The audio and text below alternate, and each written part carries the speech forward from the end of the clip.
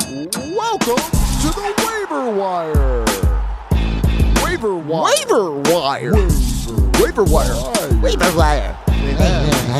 What up? Welcome to the Waiver Wire, where fantasy players become fantasy legends. Here we are, Super Wild Card Weekend. Man, what a weekend! What a couple of blowouts last night, Monday night. The Tom Brady hour. We'll get to it. It's going to be the first thing that I get to. The sad game that was last night. But before we get to some football, I want to talk about The Menu on HBO Max. I watched that recently. It was really good. I was very entertained. I did not look at my phone. It kept me involved the entire time. I was very impressed with how good this movie was. Ray Fiennes never misses. I knew he was going to be good, but I mean, the Anna Taylor-Joy. I never watched Queen's Gambit, and I know she did something else, I think last night in Soho or something like that. I didn't see that movie either, but I know she's an up-and-coming star, and she was really good in it. I mean, I really can't say enough good things about it. I was very entertained by The Menu. You should check it out on HBO Max. Yeah, 2 thumbs up for The Menu. It was very, very good. Also, me and my compadre on Sunday, we did watch the Miami-Buffalo game, sort of. We were under the influence of the fungi, the funky fungi. And it was so much fun, guy.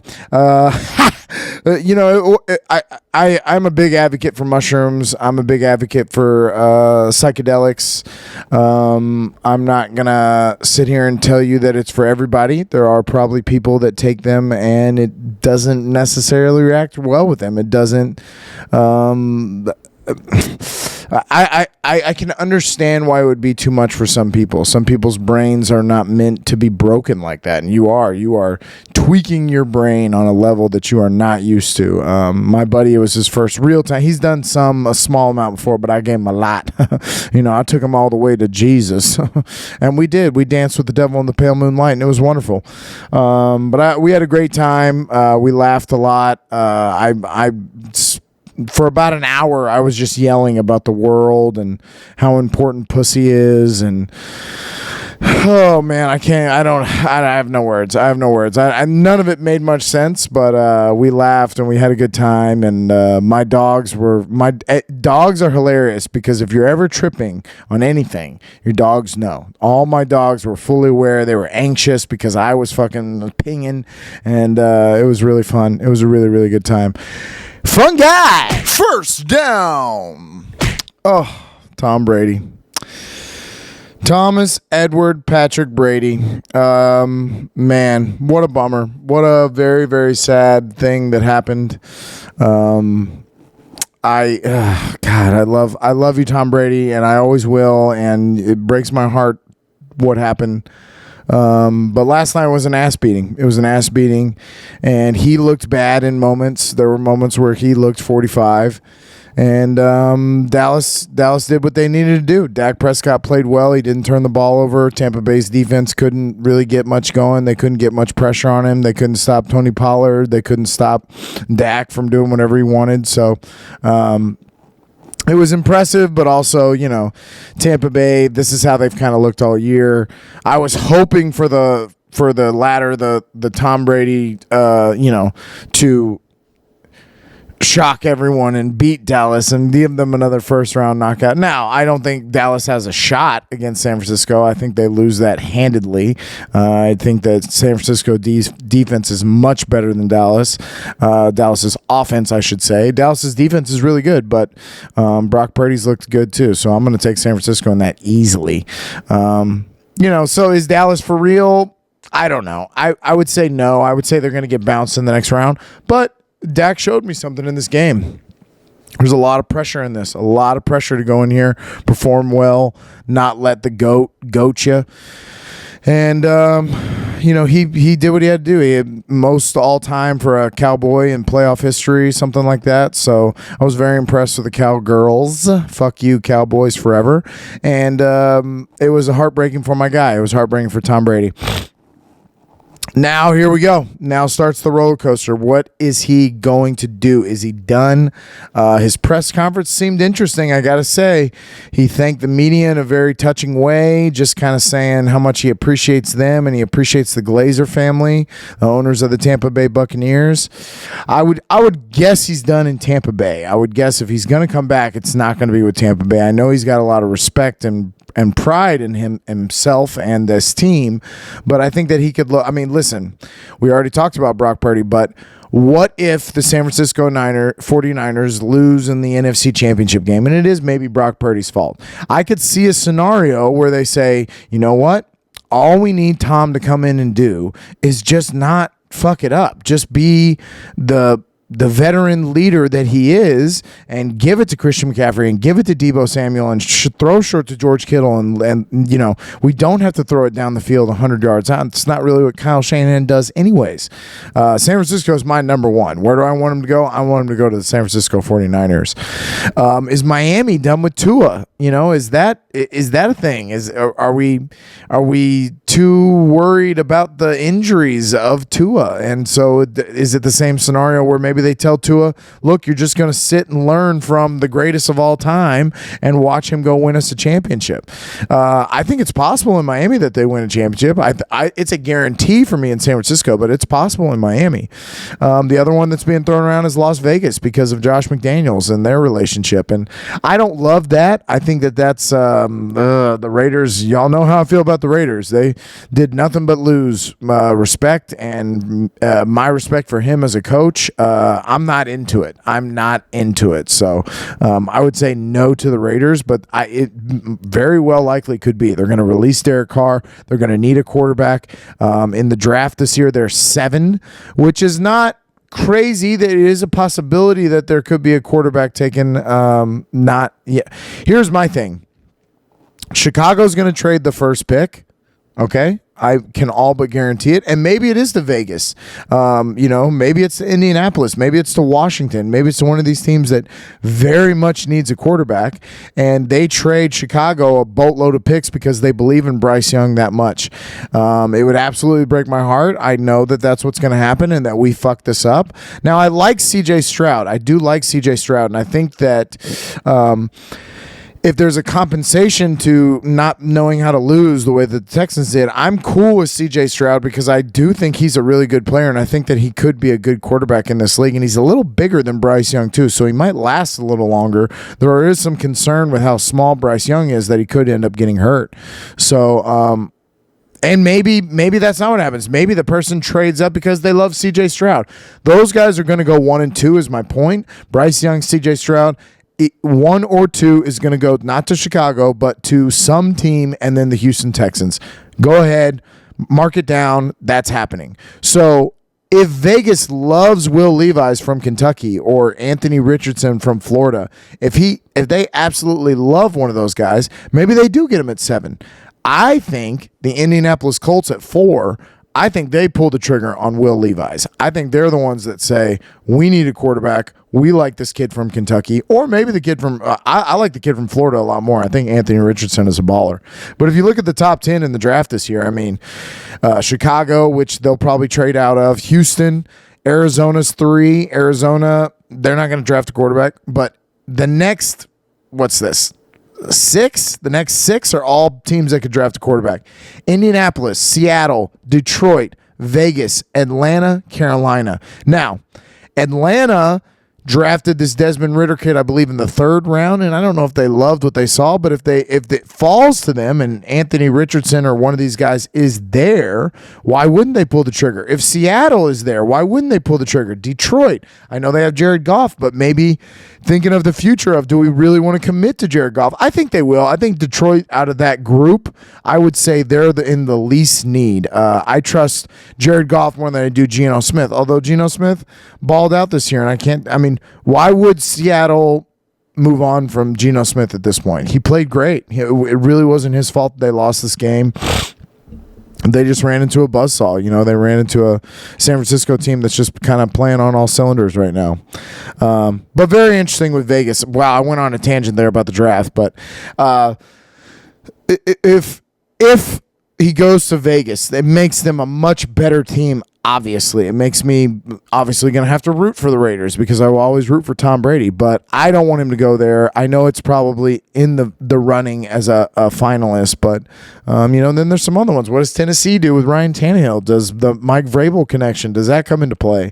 Does he go back to New England? Does Bill Belichick swallow his pride and say, I'm not crazy about Mac Jones, come back and let's try to win with the pieces that I got now? Because let me tell you, they got some good pieces. Ramondre Stevenson and some of these guys, Jacoby Meyer and some of these players that the New England Patriots have now are really good. Hunter Henry's really good for Tom Brady. I mean, that Hunter Henry is better than any tight end that he had playing for him this year.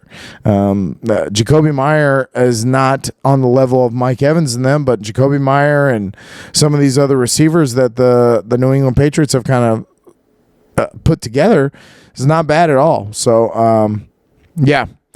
What does Tom do? I think it's the next big question, maybe of the entire offseason, is where does Tom Brady go?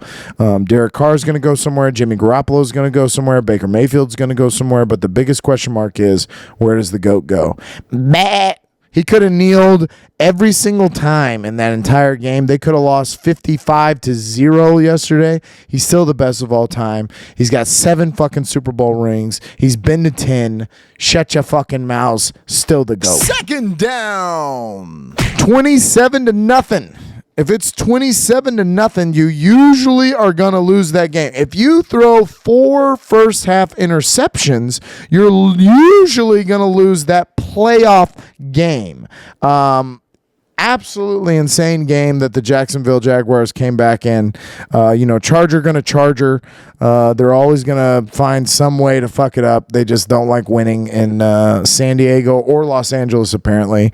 And I mean, what can you say about Justin Herbert? I like the kid. I think he's a good player. I drafted him obviously last year in fantasy, and he did pretty good for me. I think fantasy football-wise, he's still going to be pretty solid. He was number 10 this year out of the quarterbacks. And I think he is a top 10, but I don't think he's on the level of Mahomes, Allen, Burrow, Hurts, Trevor Lawrence. I mean, obviously, Trevor Lawrence has proved now, as he is in the final 8, it's going to be, let's see, on the AFC side, you've got the three-headed monster, Josh Allen, Patrick Mahomes, and Joe Burrow, and now Trevor Lawrence. And is he not the 4th best out of the AFC? I can't think of somebody that I would put ahead of him as far as quarterbacks go. No, in the AFC, I don't think you can. I mean, you might say Lamar Jackson to me, but I would take Trevor Lawrence over Lamar Jackson right now. He's healthy and available when we get to the playoffs, at least. Tua, I don't think so, not yet. Justin Herbert, I mean, would you start a franchise right now with Trevor Lawrence or Justin Herbert? I think the answer is Trevor Lawrence. And Trevor Lawrence with Doug Peterson has become an entire different quarterback. This team with Doug Peterson is an entire different Jaguar team. I'm very impressed with this win. The Chargers defense, I think, maybe got a little lackadaisical. I know Joey Bosa had his little moment, which also, if you look at the Brandon Staley picking up his helmet and handing it back to him so he could throw it down at his feet again, it's like, what the fuck is going on? Like, you think Bill Belichick's picking up a helmet of a defensive player to say, like, it's okay, you're a star player, just calm down, Joey? No, he's going to say, hey, get the fuck over here, shut the fuck up. Yeah, wow. Charger gonna Charger though, huh? Ain't that what the Chargers doing? The day after today, they have fired 2 days after they fired the offensive coordinator Lombardi, which, yeah, I mean, you come out and your defense really put you in this good position that you were in with the 4 interceptions, and you score when you needed to, but then the second half you went completely silent, and you can't do that in the playoffs. You just can't. So. I'm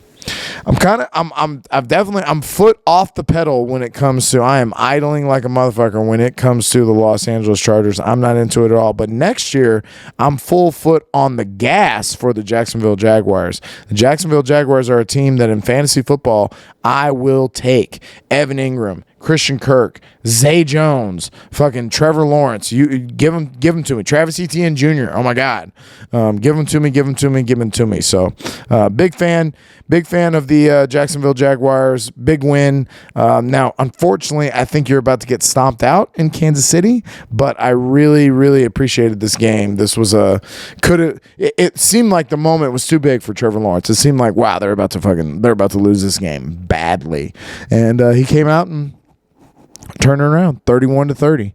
I haven't been talking about it, but I obviously got I picked Tampa Bay in the last one. I got that wrong, but I got this one right. It was an even spread. I think by the end of it, I think the Chargers were actually favored by like 2.5 points, but I picked Jacksonville to win this game. I didn't really believe in the Chargers for obvious reasons. Third down. Another surprise for some, not really for me, but another surprising game was the number 6 ranked New York Giants going to play the number 3 ranked 13-3 or whatever the fuck they were, 13-4 fucking Minnesota Vikings that had more points scored on them than they had scored this year.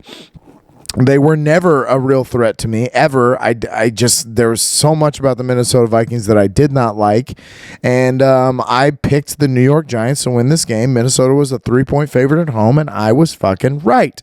I got 4 out of the 6 games right, bitch. And if, Tom Brady didn't cloud my judgment, maybe I would have got 5. Minnesota, is Kirk Cousins for real? I don't think so. I don't think he is. I think that Kirk Cousins is moving more in the direction of Derek Carr than he is a legitimate quarterback. He's good, not great. I would take Jared Goff over Kirk Cousins right now. I would take Geno Smith's season over what Kirk Cousins is right now. Obviously, Jalen Hurts in the NFC is better than Dak. Obviously, performed better than Kirk Cousins. And it's not that Kirk Cousins played bad. He actually didn't play that bad. His numbers weren't terrible. Their defense gave up a lot that they shouldn't have. And that's me disrespecting the New York Giants, and maybe that's where I've been wrong all year. The New York Giants with Brian Daboll are a completely different team. If Doug Peterson has changed the Jacksonville Jaguars, Brian Daboll has changed the New York Giants. And Daniel Jones, for that matter. Daniel Jones was this close. Trevor Lawrence, we were going to give time to Trevor Lawrence.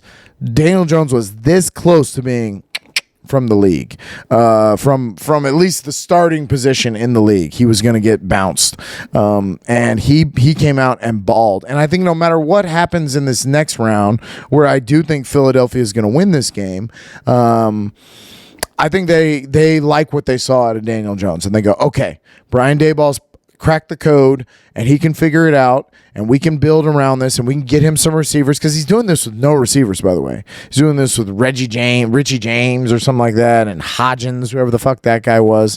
Kenny Galladay's getting paid to basically block. If I'm the New York Giants, we're moving forward with Daniel Jones, and we're happy about it. So I think they have a 5th-year option on him that they can use, and they definitely will.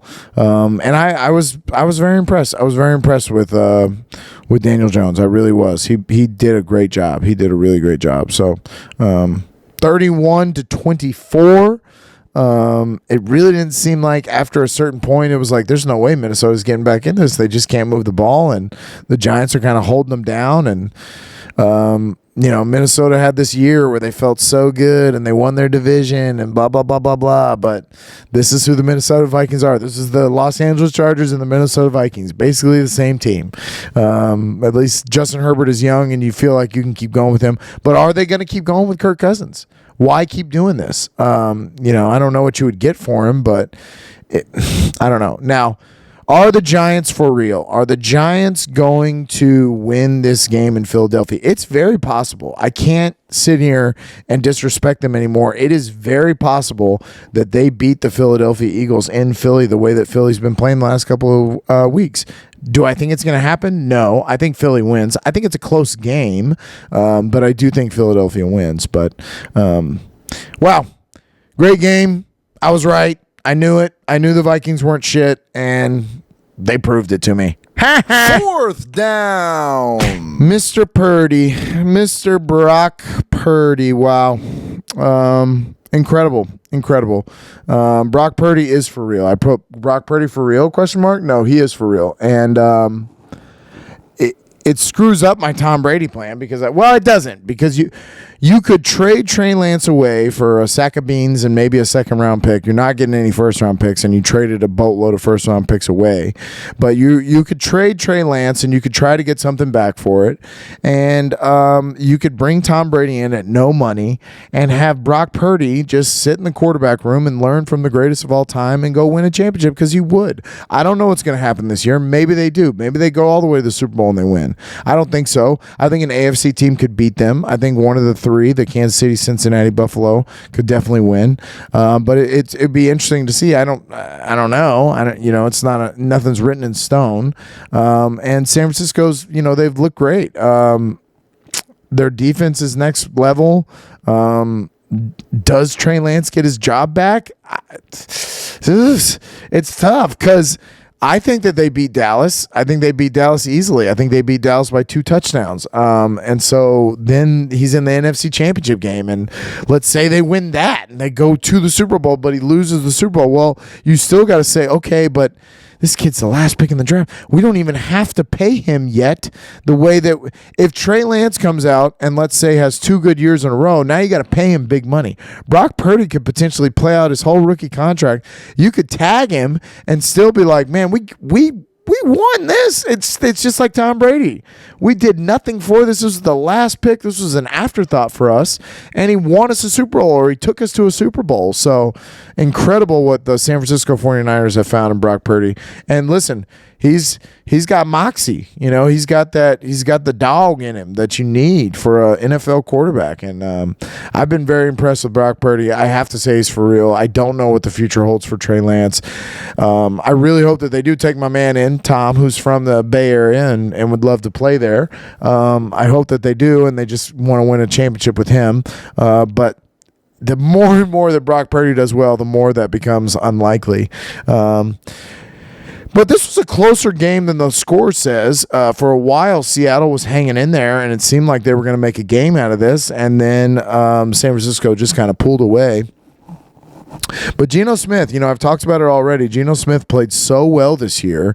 What do? Do you draft? I mean, you're in a good place too. You've got the 5th pick because of Denver, which, by the way, just outright won that. Who won that trade? Seattle or Denver? I mean, it's not even close. Noah Fant actually played really well for him in Seattle too. So, yeah, not even close. Seattle dominated that trade and had Geno Smith just there. It's not like they had to trade or do anything for Geno Smith. They had him as a free agent. They gave him a shot. He won the competition, and he played great. He played great all year. So I think that they keep going with Geno Smith, but they're in an interesting point in the draft. I wouldn't be super surprised if Will Levis from Kentucky falls to them there. It's possible. The linebacker from Alabama, Anderson, I believe it's Will Anderson. He's a next level NFL linebacker. He's you start him on day one, and he plays at a supreme high level, and he's really, really good. Jalen Carter from Georgia, from the national champions, defensive tackle. Wow. Is he good? Tyree Wilson from Texas Tech is really good. Miles Murphy from Clemson, also very, very good. So there's some defensive weapons out there too that you kind of got to think about. Are we just, Joey Porter Jr., are the cornerback, are we just going to take quarterbacks in the beginning here? A lot of the teams should.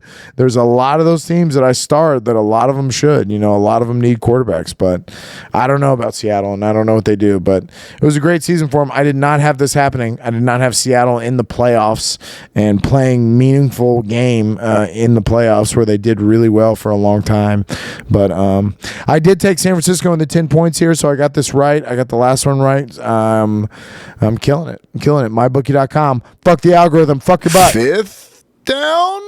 So after my mushroom journey and, sort of watching the Miami-Buffalo game, not really, but I did sort of, and then experiencing the Giants-Minnesota game during the day, I did watch that. I watched that all the way through, but kind of through hazy eyes.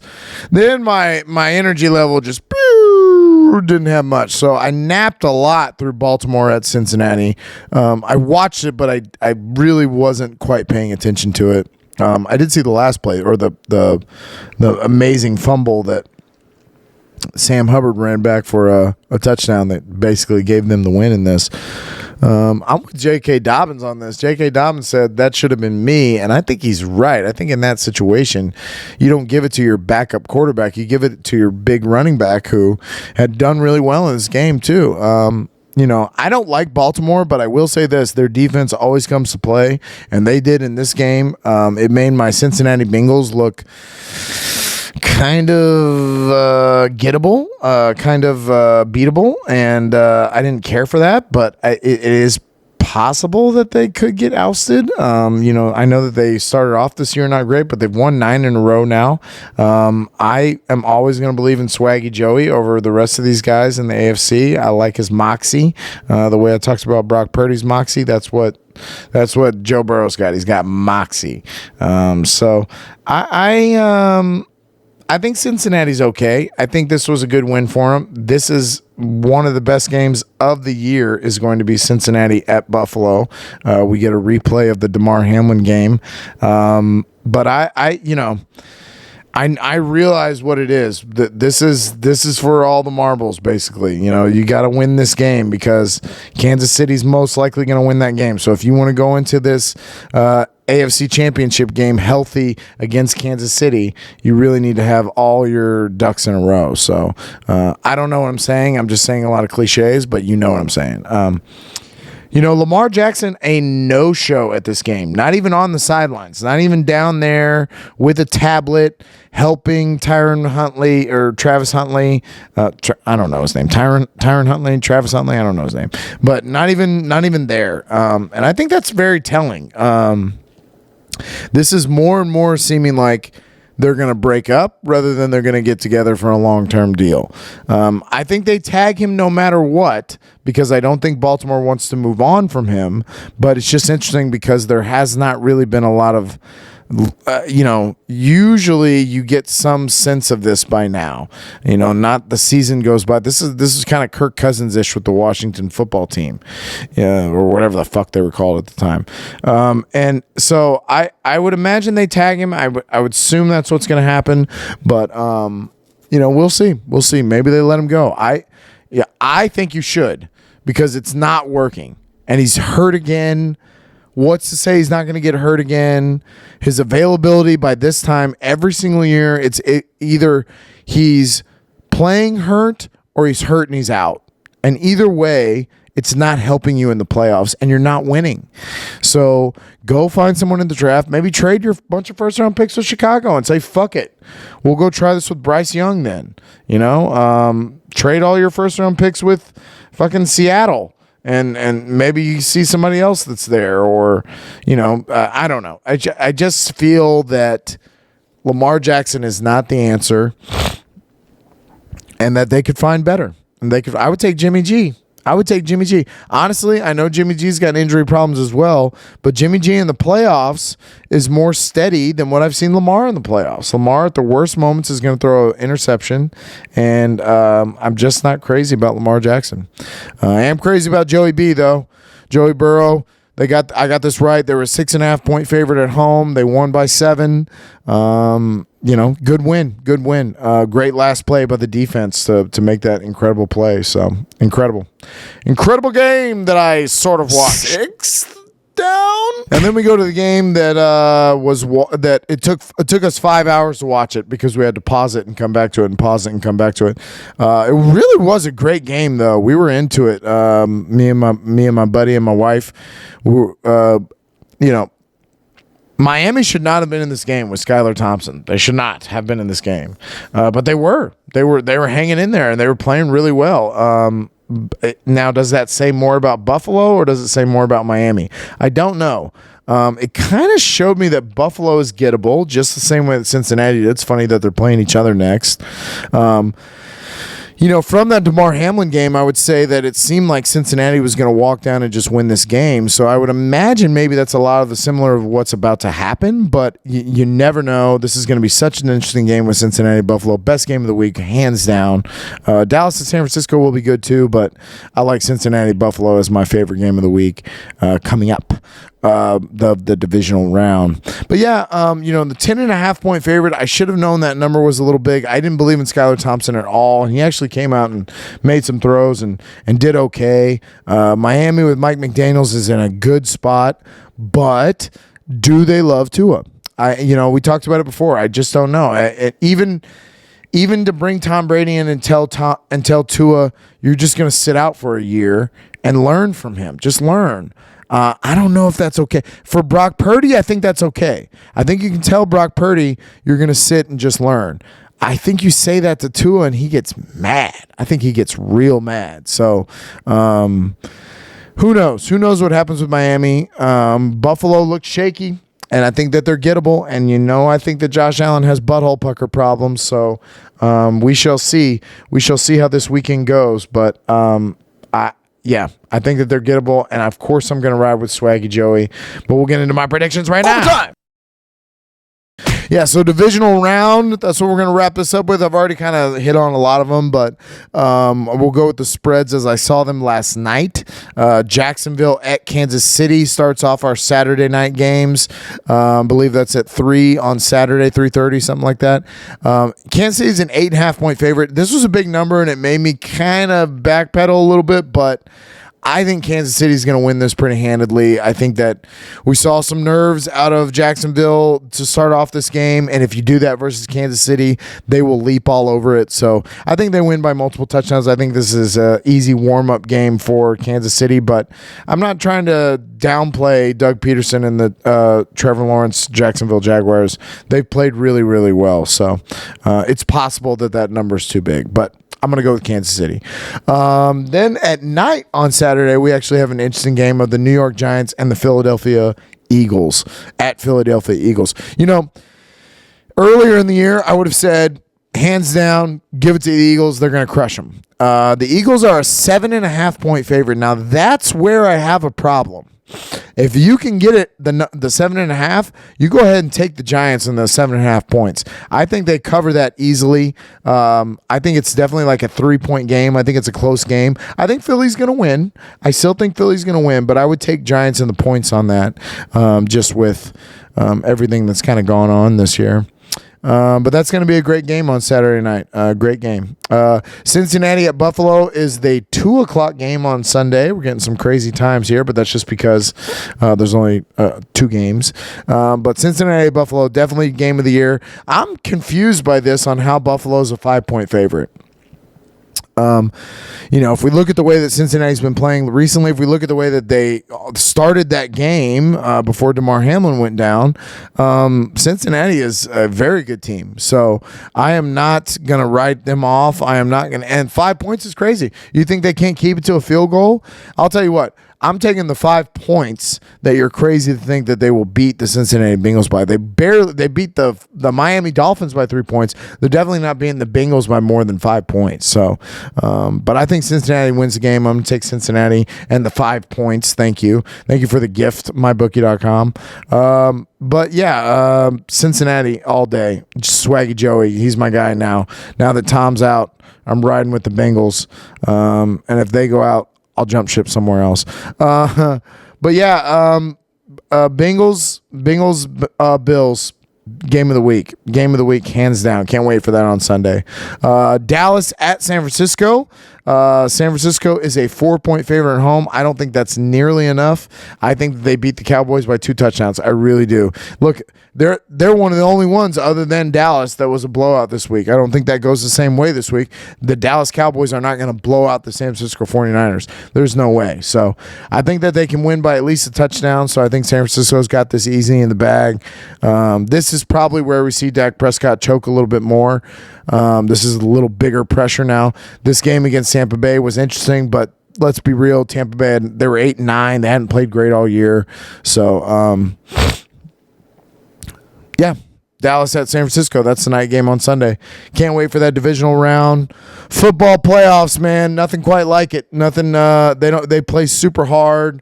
They are making storylines that if you had the best writers in the world, you couldn't do it. And I love it, and I'm here for it, and love y'all. Short one this week. So I've got like 35 minutes here, so trying not to kill y'all with some super long Josh just talking at himself.